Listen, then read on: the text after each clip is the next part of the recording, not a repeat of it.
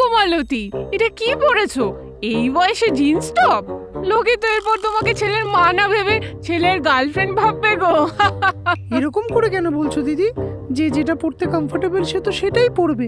আর তুমিও তো কত রং চঙে শাড়ি পরেছো, তোমার কি আর এই শাড়ি পরার বয়স আছে?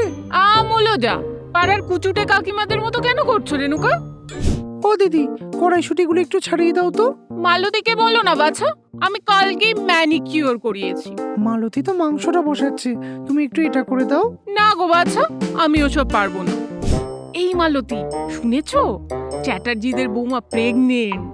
এই 2 মাস আগে বিয়ে হলো, এখনই প্রেগনেন্ট? ছি ছি ছি ছি ছি, কি লজ্জার কথা বলো দেখিনি। বিয়ে হয়েছে, প্রেগন্যান্ট তো হবেই, এ তো স্বাভাবিক ব্যাপার। না না, আমার মনে হয় কি বিয়ের আগে থেকেই প্রেগনেন্ট ছিল, তাই তো অত তাড়াহুড়ো করে বিয়েটা করলো। দেখলে না? দিদি, তোমাকে কি সবকিছুতে একটা করে খুঁত বের করতেই হবে? তাই তো, সত্যি কথার কি আর যুগ আছে বলো? সত্যি কথা বললেই দোষ।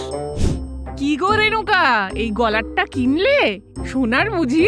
না গো, আমাদের কি আর সোনা কেনার ক্ষমতা আছে? বাবা গো বাবা, ওরম ঠেস মেরে কথা বলছো কেন? কেন দিদি, ওটা কি শুধু তোমার কাজ? বাবা গো বাবা, তোমাদের সাথে কথা বলাই বেকার। কেমন হয়েছে মাংসটা? এটা মাংস রান্না হয়েছে, নুন নেই, ঝাল নেই, রংটাও ঠিকঠাক হয়নি।